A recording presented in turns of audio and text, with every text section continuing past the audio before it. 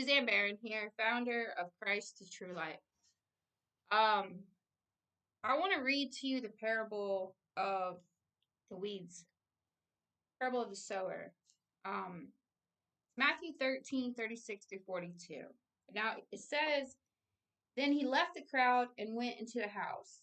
His disciples came to him and said, Explain to us the parable of the weeds and the field. He answered, The one who sowed the good seed is the Son of Man. Now I am a son of man. I am a son of man. Jesus was a son of man. Ezekiel was a son of man. A son of man. You are born a human. You are a son of man. You are a son of man. So am I. I am human, a son of man. Okay? Jesus called himself a son of man. Okay? Ezekiel prophesied to these bones, son of man. Son of man, prophesy. Son of man. Son of man. All right. The one who sowed the good seed is the Son of Man. Now, as a person, a human, you go out into a field and you take a seed and you sow it into the ground and it grows up. All right. But the field is the world. So as a son of man, Jesus, the field is the world, meaning millions of people. That's the field. That's the field. Millions of people. That's the field. But there's a seed that is sown into that field. A seed is sown into you. A seed is sown in. And the good seed stands for the people of the kingdom. The seed that is put into you stands for the good seed for the people of the kingdom. Meaning this, there are thousands of souls that live inside of your human flesh. We see this on the Mount of Transfiguration. Moses and Elijah was inside of Jesus' flesh on the Mount of Transfiguration, behind that veil where the light shined, the veil of your face. If you're a follower, then you understand what I'm talking about. The seed stands for the good people of the kingdom. The kingdom is inside of you. That city is inside of you. The sun or the moon does not need to give the city light. For the lamb is the lamp. The lamp with a P, lamp, is what you saw on Jesus' face.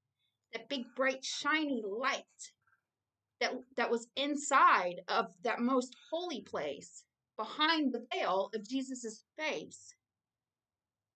Behind the veil. Paul says, if you look in a mirror, so behind the veil. Moses on the Mount of Sinai, his face transfigured too. Wycliffe version gives you a better understanding. It says his face was shining with beams of light. Our newer text says radiant or shining or radiant. But Wycliffe, the very first English translation, says beaming light. Where Jesus' face shone like the sun, a beaming light. Both of those men transfigured. Both of those men were son of man. Both of them.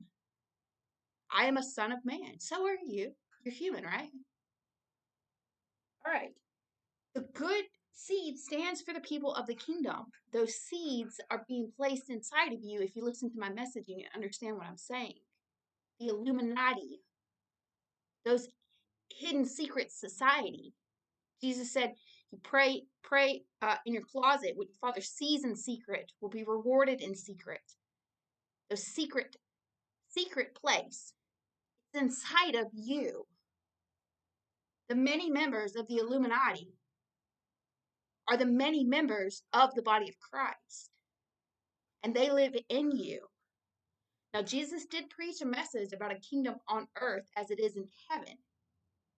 Okay, and that's where the Christians get their analogy of a kingdom here on earth. Christians join together, make up a body, but that's not necessarily the truth. That's the kingdom here on earth. trying to strive to enter into that kingdom in heaven. Heaven is in you. The city is in you. That kingdom is in you. This is Illuminati.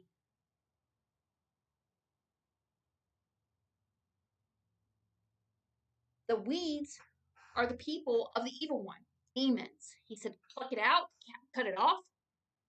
They live in you. Weeds. Thorns. Thorns are weeds. Weeds are thorns, right? Paul said, a thorn in my flesh. Jesus talked to another parable, said the thorns choke out the word. Thorns, weeds, sin, demon, member to the body of sin. That legion of many demons inside of that man, inside of you. The weeds are the people of the evil one. The good seeds are the people of the kingdom. The weeds are the people of the evil one. Planting, the seed, planting. The harvest is the end of the age, and the harvesters are the angels. As the weeds are pulled up and burned in the fire, so will be at the end of the age. The Son of Man will send out his angels, and they will weed out of his kingdom everything that causes sin and all who do evil.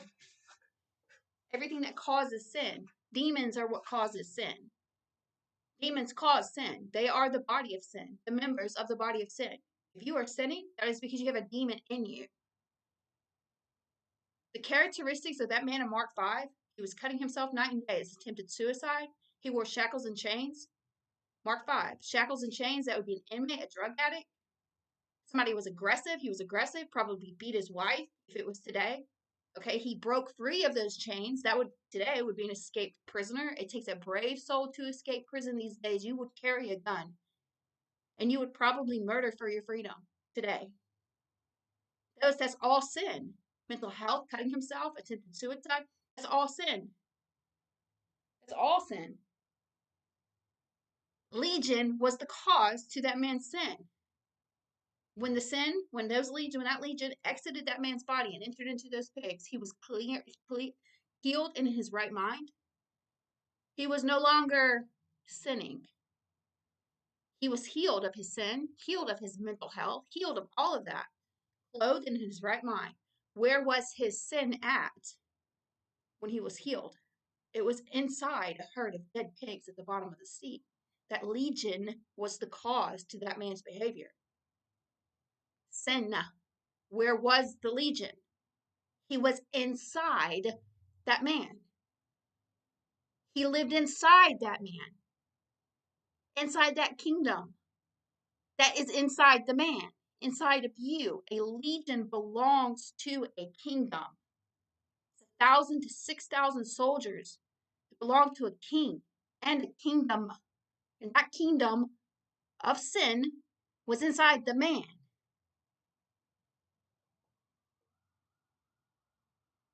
They will be throwing them into the blazing furnace, where they will be weeping and gnashing of teeth.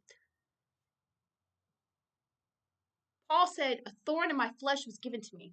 Every Christian I have ever met has always said it was probably an eye injury or ailment because he was going blind, like he couldn't see. See with what big letters I'm writing, or something with his hand. See, I wrote this letter by myself. His arm or his eye. They've always said that was his thorn. But Wycliffe version says that it's a messenger or an angel of Satan, is what it says, that he might buffet me, a prick in my flesh. The newer text says a thorn in my flesh and messenger of Satan to harass me. Jesus said the thorns would choke out that word. In that parable, what was the analogy? The thorn was a sin. Thorn in my flesh, inside of me. Thorn is sin. Thorn, weeds, sin. I am a son of man, and I am trying to plant in you the truth so that you can have that kingdom of good people in you. Christ in you. Please share this message. Visit my website, www.christtruelight.com.